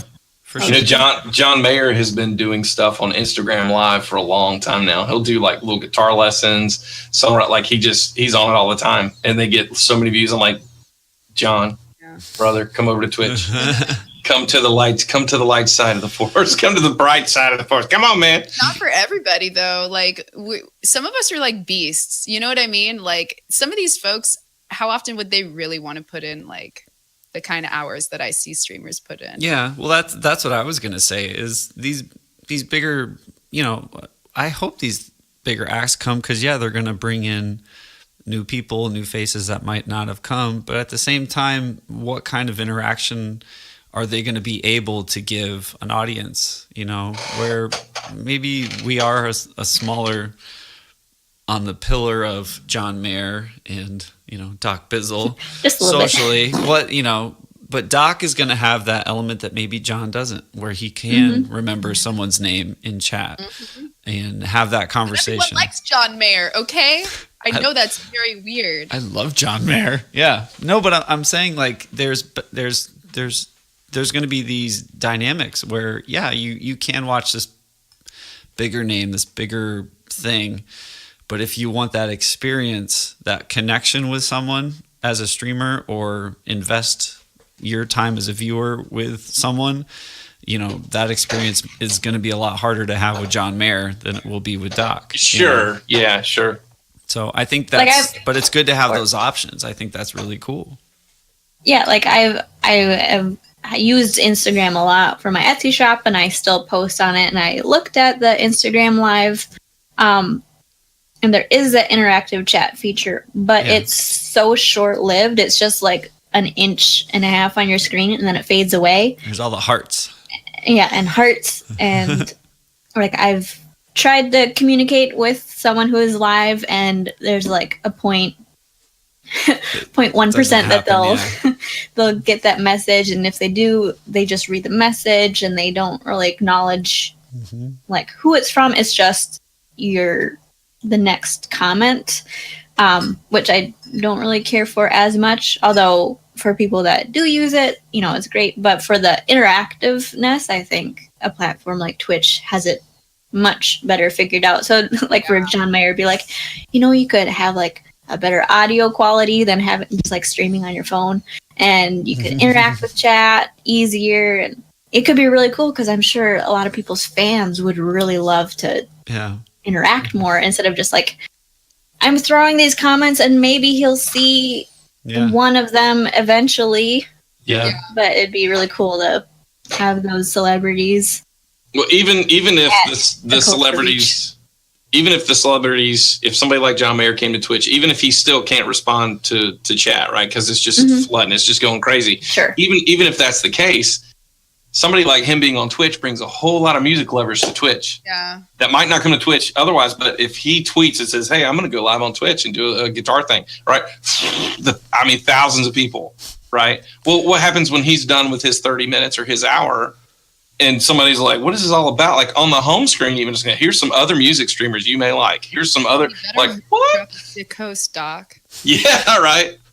I hear you. But it would bring those outside viewers. Is my point. Those outside music viewers. That's why I love it. They can make new accounts and get those people hooked. Yeah. Yep. Do it. Anyway. Yeah. Hey, let's not forget. I'm sorry. Go ahead. Oh, I was just gonna say, like, I don't want to get off topic too much, but somebody pointed out on the chat. They say, I would rather invest my time with a smaller streamer than a larger streamer. It's easier to fit in and talk to everyone in smaller streams. That is a really good point, because in the end, isn't that sort of what makes live streaming very unique and special from other kinds of social media? Is it's not passive. That is the social interaction, and we're seeing these comments in the chat from people who have been in Meadow's channel. And it's not just like, I like watching her. She's good at harp. It's like, it's things about her as a person, and saying things like, watching her has helped my mental health. Like, she's helped me through, like, I like learning on her stream, and, that kind of impact. I'm not saying it's not possible at a larger dynamic, but I'm saying that it's definitely more controlled in a smaller dynamic. And I can totally relate to that. And I thought that was an interesting comment. There is something to be said, though, like a bigger streamer with a lot more viewers. I enjoy watching them sometimes, just from the art of streaming, I guess, to see how they handle all that stuff, right? Because it's not that our chats aren't going crazy, but we've all got big hosts before, and it's different. You got to react different, and I enjoy watching how. For me, I don't really ever talk in like a really big stream, but I love watching how bigger streamers do it, you know, how they work. It's just like when I was learning how to play drums, you know, I loved watching people doing what I thought was cool and what I'd like to do someday. And you learn from that. So it is interesting. Yeah, like Tim the Tap Man, you know, when he does his not IRL stuff, but his chatting stuff at the beginning, that's like my husband's favorite part of watching him. And he's literally connecting with like, you know, tens of thousands of people. And yet he can still respond to a comment and still you feel that, you know, you feel that connection watching him. Like it's really cool. I'm gonna be really honest with you guys. I haven't streamed for a while and I deleted my last 2 broadcasts because I got negative because my energy was so zapped that I was starting to be like rude to trolls. Yeah. You know, like getting more savage than usual, which is I was gonna say it raises my view count because I'm very good at it, you know? Like I'm very good at going like Sith Lord. Yeah. And just like letting them have it. Like Steph is just like but then I'm like, this is not the person I want to be. And so like that I kind of knew it was time for a break when that happened. I'm like, I need to rest. Well, Steph, you've been doing it for a long time, right? Yeah, it's been a while. Like we can all, you know, from the time that I've doing it, I've definitely changed how I view it and how I approach it. But there is definitely that point where I could see my opinion on it changing after a certain amount of time, you know? So that's understandable. It's totally normal. Like you're not expected to be this goddess, like streamer, you know, for years and years and years. You need a break sometimes, and that's totally acceptable, you know? Yeah. And it's okay. You're a person. Yeah. You're a person. Right? Imagine I don't like even want to go back right now, you guys. Like I totally but like, does this ever happen to you where you're like, but then I want like the longer I sit here and not do it, the more like anxious I get about like, oh, when I come back now it's sort of a big deal because nobody's seen me for a month, you know? Yeah. And then it gets so tough. I know everybody's gone through it, but. Well, the thing is, it's like, whatever profession you do, you can do it enough to the point where you just had it to an extent where not that you hate it, but you're just like, I don't want to do it right now. Right. Like I've with drumming, like I've been drumming professionally since I was 18, 19, like in bands and recordings and all this stuff. So streaming it's different. So that's like reinvigorated it for me. But before I streamed, like, I know this sounds boring because a lot of people want to do this, but like recording sessions and playing in bands and staying up till like 4 a.m. every night or riding on a tour bus, that got old for me. I didn't want to do that anymore, you know, where some people might be like, what? That sounds amazing. That sounds crazy. But you do get burned out by that. I love playing the drums. I love it, but I hated that aspect of it. I was like, I got to drive down to Burbank at like 5 a.m. to set up for 8 o'clock, you know, for sound check and and then I got to sit around for like, it's okay to get burned out at something you love, but maybe approach it differently when you come back or a way that's going to be exciting. I'm like in reset mode where it's like, okay, next chapter. You know what I mean? Yeah. So like talking to Meadow, this has been one of those synchronicities where it's like, oh, we were so meant to have MeadowFox on the channel. Nice. To kind of talk about variety a little bit. You know what I mean? Because I think that long term, I want to do something with this. I know most people who are streaming probably do. But I'm also realizing, looking over the cycles over the past couple years, that doing the same thing over and over is tough and it's not sustainable. But in order, financially, the reality is if I want to continue to do this for work, I do need to be able to be showing up more. You know what I mean? And in order to show up more, for some people, that means diversifying content. So that's like a lot of what I'm probably going to be. I mean, I'll always be a musician, but like, I think that it's time to do new things. Yeah. And I think the categories is timing to do it. And when you stream, you're a creative, like you're creating something, right? Whether you are gaming or doing art or music, the art of streaming is you're creating content, whatever that is. and creating stuff is mentally taxing, right? Yeah. There is a point where, like I said, you've been doing it how many years? Like you're coming up on 3, right? Yeah, I'm coming up on 3. I think so. Yeah. And there's not a lot of people that can be in your shoes, that can say like, oh, I know what you're going through. But at the same time, like you've created so much content over those last 3 years. I'm in my head, this is what I'm thinking. How many times have you just gone off and created a song on stream, or, like you do stuff no one else can do you. No one does it like the way you do. And, you've done that for 3 years. That's a lot of output, It is. And real life is a thing too, like you're a parent, and if you're a parent, you're working another job, you have other interests or other things you need to do.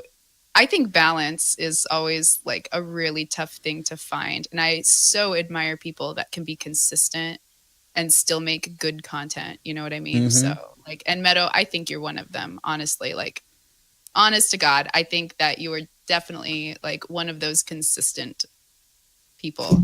I admire that. Thank you. I don't think that, I don't know how to do what you do, but you're doing a great job. Thanks. Yeah, and if like I've looked up to you, Steph, since I started streaming. You've been here a long time. You've been doing this, so like I feel like you have paved a way. And now, if there's something that I'm doing that you're like, I want to do what that is, like I'm here for you, and I want to help you get to a place where you have that like flexibility to do what you want, but you're still like growing and being fulfilled and happy, and you have that balance. So if there's something that I can do to help you with ideas for, and this goes for anyone, if you have ideas you want to bounce off of me, like I'm learning, I'm not the expert, but I'm here if people want to ask me questions about that variety streaming life. Right.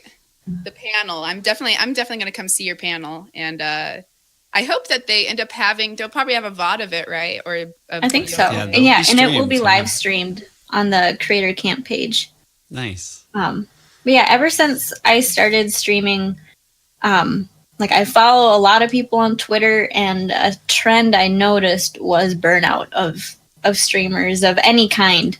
And since the beginning, I've really tried to not burn out, or kind of to listen to my mind or even my body sometimes, be like, am I feeling this stream tonight? And sometimes I cancel stream. It's not very frequent, but sometimes I cancel stream even if I'm not feeling like sick. But if I'm feeling kind of grumpy today, or I don't feel like being my cheerful, bubbly self. Yeah. I have feelings, and I'm a human, and can't always be this bright-eyed, bushy tail, but I usually am. But like, just for example, this Sunday I didn't stream, and I hadn't missed a Sunday stream since Easter. I saw that tweet, yeah. May 1st. And before that was Christmas. And before that was TwitchCon. Like, I was consistent on that Sunday night stream. Like, I scrolled through my calendar, and I was like, oh my gosh, I haven't had a Sunday night since Easter. And that Sunday night on Easter, I was with family. Like, I haven't had a Sunday night off. Wow. For months and months and months. And I only stream 3 times per week. So I feel it when I don't stream more, just like I feel kind of bad. But also I know my community will be there the next time. My subscribers trust me that I will return. And so my mentality is, if I'm not feeling like a stream, that sometimes I allow myself to not stream that day. Or sometimes I'm like, girl, get on that chair and stream. And normally, chat turns me around so fast. But there are those times where even I'm like, you know what? I just want to snuggle with my cat. I'm tired. I've been working on emotes. I've been pushing for partner. I've been, doing all the stuff. I have personal things. Sometimes it's okay. So I only stream 3 times a week. And even I sometimes take a day off. because I work 30 hours per week at an office job. Mm-hmm. Like, I'm busy, and I think it's okay. Some people have a different perspective, and they're like, you should just stream and, push through that. And that can often work. You can, have your mentality turned around, and there is a good cause or a good reason to, be consistent. But for me, I have found that I haven't burned out because I take those days when I need them. And even though I only stream 3 times per week, I allow myself to feel kind of like I listen to myself. Yeah. And give myself the permission. Or sometimes my husband gives me permission because that's important. I'll be like, oh, I need to stream. And he's like, you are in a bad mood. Well, that's... And I'm like, no, but I should. And that's good advice. Yeah, that's the thing, though, with you, Steph, is you've always been, like, very authentic, Like, I've never gone into your stream and be like, this doesn't... I just have no poker face, Dan. No, you don't, but that's what's... So why? I can say and do what I want, and that's a dangerous thing when you're...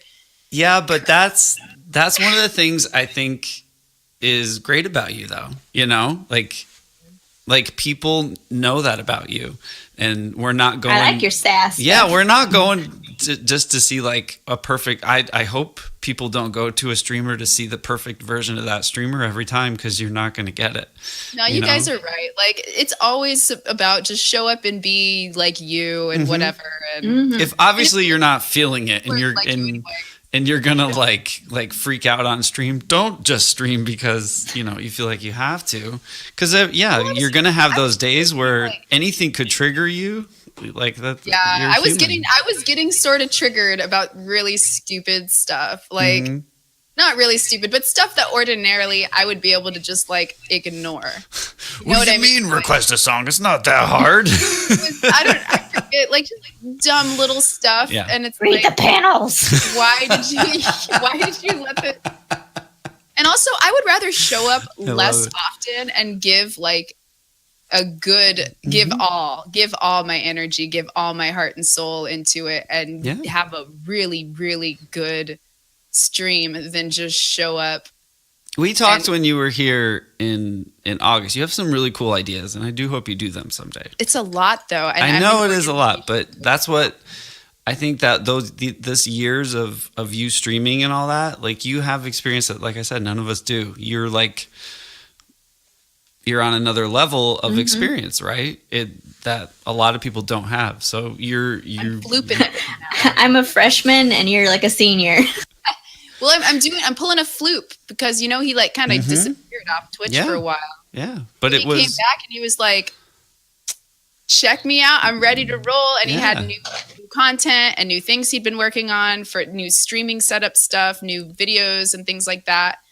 And I think that there is definitely a part of the creative cycle that's like a consolidation, where it's like, okay, Firebird. Yeah, sometimes it's best to like get all the information and synthesize it and figure out what to do instead of just showing up. Because if I just keep showing up and streaming, I'm never going to make... There's only 24 hours in the day. I will never strategize this stuff. I'll never make it happen because I'm just showing up for 4 hours at a time and just being present for 4 hours. Right. So now I'm using those 4 hours to do other stuff. Right? A streamer is never not working on their stream, it seems like. But it is hard, like you said, Steph, like when there's a financial component tied to it. Like, I am currently in a situation where I'm not as like financially tied to it because I still have my 30-hour per week office job that's stable and steady, and my husband works as a graphic designer. Don't have kids, just have 2 cats. Like, I'm like, that's the situation that I'm in, and it's there is that freedom that comes with it, which not everyone has. It's not good or bad, it's just different. But I can see for people that have dependents to be watching that sub count and be like, oh yeah, if that drops too low, then do I need a different job? What if my donation bar isn't filling up as fast? where, what do I have, See, I don't have easy. time to put into this. So That's easy. You just start selling drugs. Just purple drugs. I'm just kidding. I'm kidding. Please, nobody clip that. I say that. I used to tell that to my students all the time that would come in and complain about school. They're like, oh, this test tomorrow. I'm like, just quit school. That's easy. And then they're like, wait. I'm like, I obviously don't. Like, I just being funny. No. I mean, people talking about showing up and grinding, I can respect it because I get that. Mm-hmm. Hey, if this is your only source of income and that's it, like, I get it. But like, I personally, the day that I use the word grind when I describe streaming is the day that Dan really needs to give me some crap, because like, I never want it to be a grind. Like, this is a privilege and it should feel like a privilege, and I feel grateful for it as it's a privilege. Like, I think I use I don't know, the word grind one time to describe my stream, and that was like 3 or 4 weeks into my partner push, and I was like, I almost want to call this a grind for partner push, and I was like, la, la, la, la. Like, I don't like to use that word. I was like, I'm sorry, should not use that word. And some people do, and I understand why, but same stuff. If I ever call this a grind, just take me out to pasture. Yeah, I think an occasional grind is normal in life. If it's the daily grind, then you're in trouble. If it's, you know what I'm saying? If it's if streaming, like if it's a daily grind, then you're doing the wrong thing. You know, whatever it is. If you hate your job, you got to find something else. If it's a daily grind, man, find something you love doing. I think there's times when, and whatever terminology you use, there's times when, like partner push, like you're saying, I'm going to make this intentional, extra little bit of focused effort, or whatever. And it's tough, and it's yeah. But I agree with y'all too. I think if streaming becomes a daily grind, like every time it's like, all right, I'm back at it again. You take a break. Another day at the mine. Yeah, go eat some donuts. Go have some fun for a little bit. Yeah, take a break. Yeah. Invest in some sparkly lights. No, it's good I that have a problem. I have so many lights. hashtag ad. Steph, it's good though that you talk about that though, and you're honest about it, and that's what people are really drawn to you for. Farming I think, subs. is that Gross. Well, hey, I'm here to be honest. Yeah. I'm just a person trying my best, like all the other people. Yep. Yes. You're just Hey, I don't want us to miss and forget, because I know we're going on a little over 2 hours. Yeah. Oops. It's okay. It's okay. And I may be partial. I'm partial. You know me. Oh, yeah. You know I absolutely love Pint Size Fun. Yes. And she got her partnership a couple days ago. She had been making the push, the grind, the hard work, the effort, the focus. At times, like many of us, discouraged after a low stream in the middle of the push. Like you're pushing, numbers going up, and then whoop, it drops for one stream. Like all of us, right? But she kept going. She kept pushing. She kept trying. She kept showing up with creative stuff, like her Disney stream. If you missed her Disney stream, Crazy. she put so much work into that thing. It was unbelievable. She worked her butt off. Loves it. She did. She so much. Yep. Grateful. And she got partnered. So Pint, we're proud of you. The whole music community is proud of you. If anybody's not proud of you, tell me who they are. I'll just drop an elbow on them. I was actually live when it happened, and someone messaged in my chat like, "Pine just got partnered," and I was like, hit with so many emotions, and I was like, and then I was live. I went to her Discord, and I was like, Yep. I was freaking out. Yeah, Pint was Good job, Pint. that Love you. person at the music retreat in where were January. we? I couldn't think, Tennessee. Tennessee. We were somewhere really nice in a cool Mountain. place. But Pint was that person, that was putting other people way in front of her own self, right? Like we were messy. Food needed to be made. Dishes needed to be washed. There was a lot of upkeep. And Pint was, I always in my head remember back at it, Pint was always the one that was like putting in that work, like cooking for people or making stuff. She was one of those people that was rather than be like, hey, like trying to push into the screen, no one was, but I'm just saying there were people doing that. We can be honest. We still love each other. I'm sorry. We can all love each other, but there were definitely my cogs at the retreat. Dan, the only reason I wasn't doing it at that TwitchCon party was because I didn't have a harp. So right. No, but I really thought very highly of Pint after that. Like she was really wanting to help everyone have a really good time and experience, and people that put others in front of themselves, I think, is one of the most valuable trait that you can have as your time as a person.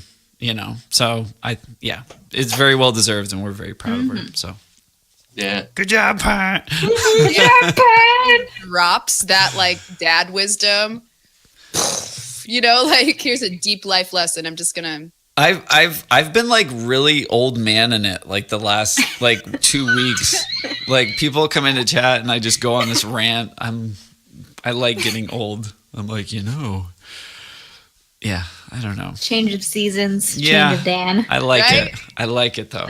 It's the autumn winds. They're changing. Need some like big wool fisherman sweater. Yeah. No, it's like the autumn winds. Soon I'm gonna start my stream and I'm gonna be just like what's Gran Turismo? I'm just gonna be like Dan. Like just looking, reading chat like. Should getting like a pipe. You should get like a pipe. Oh man, get off my lawn. The guy's like, I was just asking you about the kingdom. I don't know why you're telling me all this, man. Yeah. Yep. And I'm okay with that.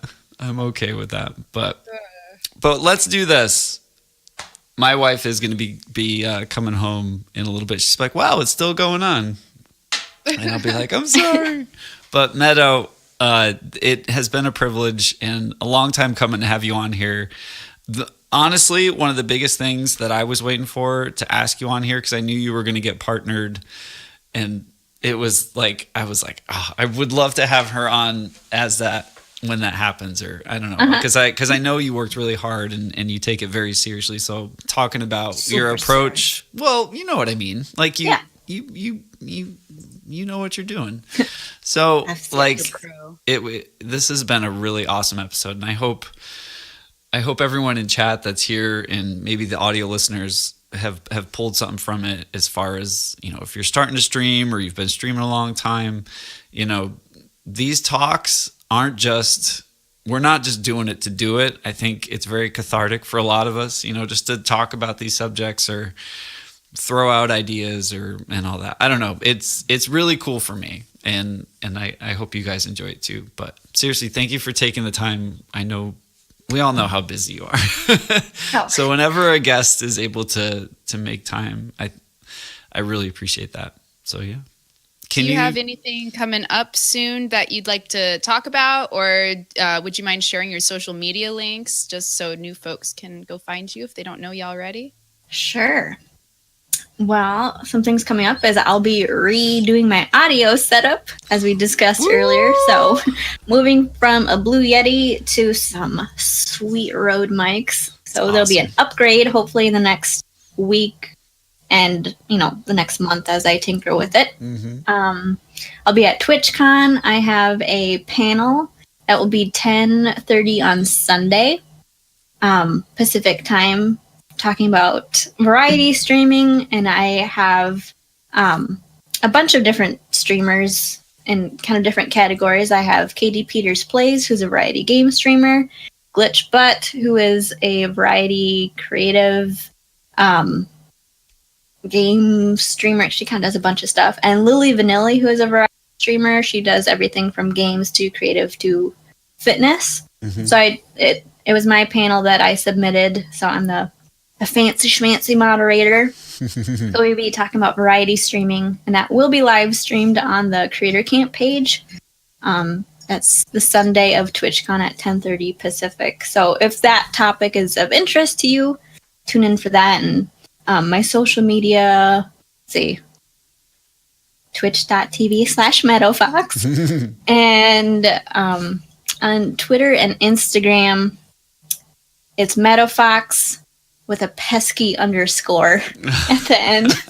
Hate that underscore, but at least it's consistent on both platforms. So MeadowFox with an underscore at the end. Curse and I'm in Discord. I'm in Discord a whole bunch. So if anyone has any questions for me or things that we didn't get to, I try to be very available to answer questions, and I like to talk. So love to learn, love to get to know people. So hop by my stream sometime. Right on. Yeah. I really appreciate it. Thank you. It was a good Thank talk. you so much for having. I love all three of you and look up to you lots, and have learned many things from like each of you's individually. Like I could talk about different things I've learned from you. And this podcast is an amazing tool. So thank you for keeping it going. I think there's a lot of things that I learn, and I know the community learns every time. Thank you. So keep it up. And you guys are all right. An honor. You guys are okay. To be here. No, you. No, you. No, you.